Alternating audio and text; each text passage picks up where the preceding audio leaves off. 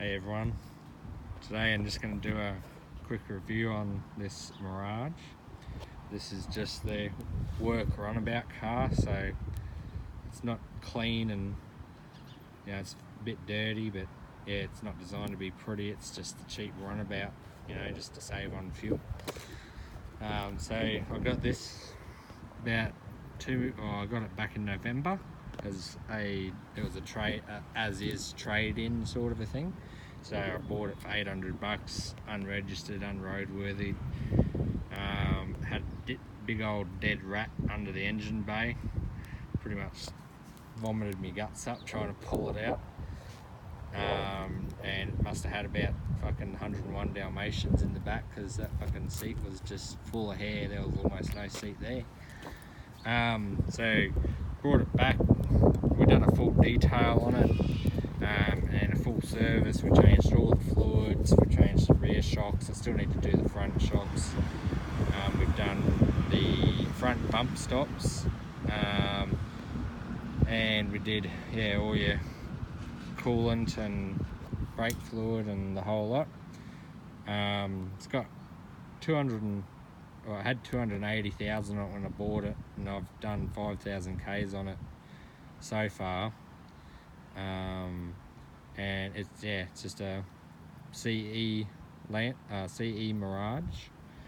It's a 98 model. It's a 4-speed auto, 1.5 litre. It's got a massive 66 kilowatts from factory, I believe. It's got 15-inch aftermarket rims, low profile tyres.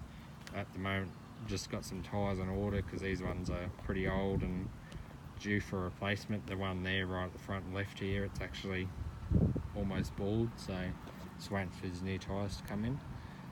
Just thought I'd do a bit of a review on it for the people that might be looking to get one of these as a cheap runabout, or just anyone that might be looking to get a Mirage. They are a pretty good car, and they are extremely good on fuel as well.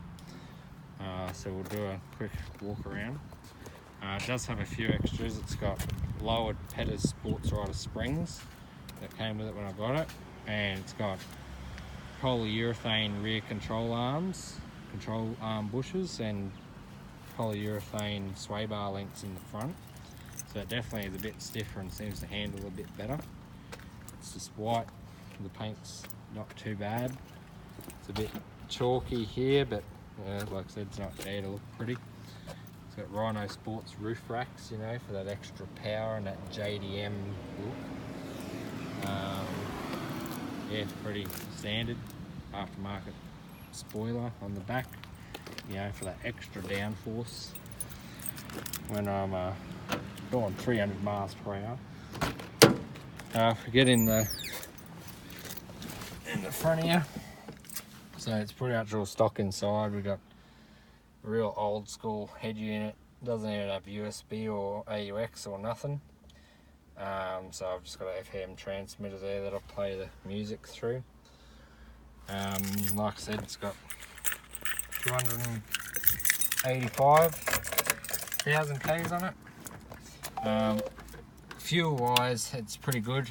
A full tank from empty to full is about $45 with the fuel price as it is now at about $1.28 for just normal unleaded. So it's awesome because like $20 is half a tank. Whereas in my other car, I've got a V6 Magna all-wheel drive VRX that I was using before I got this, and now it's at home and the missus uses it, and I just use it as a weekend car when I want to go out. And like $20 in that thing was lucky to get me a quarter of a tank, so big difference. And out of a full tank of fuel in this, I find I get about, if I really push it till the fuel light comes on, I get about 550 kilometres out of a tank. Whereas in the all-wheel drive Magna that I've got, I was getting 450 kilometres out of a tank of fuel. But that was a 60 litre tank. This is a 50 litre tank. That's $80 to $90 to fill up to get that 450 Ks. Whereas this, I'm getting basically 70 Ks more than that, but half the money. So yeah, it's been good so far. I got the automatic one because the missus only has an auto license, and this just being the runabout, it didn't need to be manual, so just got the automatic one. It's not too bad, it drives really good. Like I said, I do need to get front shocks done, which I'm just going to get just sash ones or Gabriel's. I can get them through work, so I get a staff discount. Drives pretty good. Definitely does not love hills. As soon as you get to like any sort of steepish sort of hill, even if you're doing 100, that speedo drops from 100 down to 60 really quickly. And most of the time to get up the hill, I've got to drop down to second gear sometimes, even most of the time just third's fine. But if you ever want to overtake someone, you basically got to go down to second. And if you're on a hill, then you might as well go down to first. So yeah, it loves to rev it out a fair bit. So yeah, it's not hugely powerful. It's really good around town, but you know, I drive from Cairns to Atherton every day, and it's about a 70 to 80 kilometre trip. And I got the Gillies Range, which is a 20 kilometre roughly stretch of road of just uphill all the way, and it's just hairpins. And yeah, it's a bit of a slow trip going up that, but you know, at the end of the day, trying to save money on fuel. So the less money I spend on this, the more I can spend on the Magna. You know, I've got a fair few things I want to do to that. I want to get some CJ 18-inch rims on that, and needs new window tint in the back, and I want to get some polyurethane bushes done around the car just to stiffen things up a bit, and yeah, just upgrade the brakes and stuff like that. So try and spend as little amount of money on this as I can. So yeah, it's just a 2-door hatchback.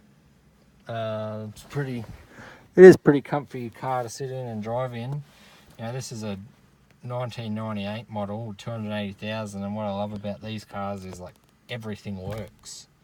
You know, you turn it on and every button works, the aircon's freezing, the heater's warm as, you know, just everything works, and the plastics are all in still really good condition, no real fading or anything like that. Steering wheel, you can see there's a bit of wear there, where just from holding it, it's just smooth right back. But other than that, like, it's, yeah, everything works. And for the last 5,000 Ks, I've been driving, you know, doing 1,000, you know, I've been doing easily 600 to 800 kilometres a week. I've not had one issue besides I had a belt that broke. It was the alternator belt snapped, but I believe it was just from old age, and yeah, it just gave it up. But other than that, it's been a really reliable car so far. I did have a one of these on my learners, which was a sex spec car. Had the big Droid body kit and 18-inch rims, and yeah, that big chrome rims and exhaust, and had the Hectic as pod filter that gave 10 kilowatts power. You know, and it had a full sound system all through it, and it was a really nice car with neon lights and the whole lot. And it was a 2001 Model 1, and that was a really good car, and I sold that to trade up to a better car soon. I plan on keeping this one for about a year, and then we're moving back up here, so I won't need this one anymore. But I hopefully, you know, I bought it for 800, put about 500 bucks worth of parts in it, and we did all the work ourselves, so I'm hoping to try and sell it maybe for $2,000 and make a little bit of money back. But yeah, you know, with cars, you're never going to make money really unless it's a performance car or highly sought after car, that sort of thing. So we'll go for a bit of a drive now, and I'll show you what it's like to drive.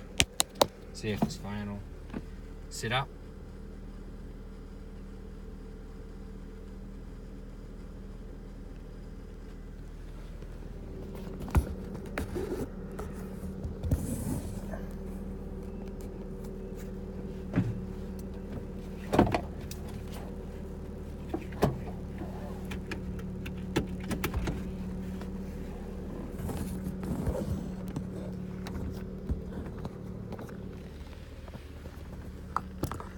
Put it in over here. So yeah, get the aircon cranking. I'm just finishing work at the moment, so just gonna head home. Thought I'd do a quick review on the way home. I am also going to do a review on my VRX Magna that I have at home.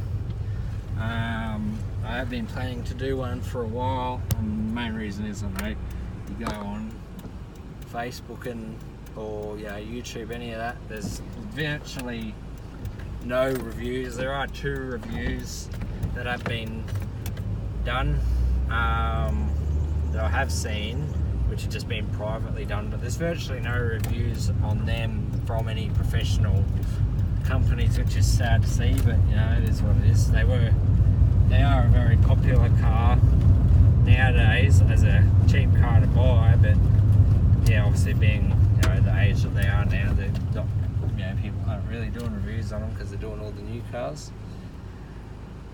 So we're just gonna go for a drive here. I generally just leave it in drive, but when I'm changing gears, I'll put it into overdrive. And like I said, it's pretty good around town and it's soft. And what I really like about these cars is they've got a really low center of gravity.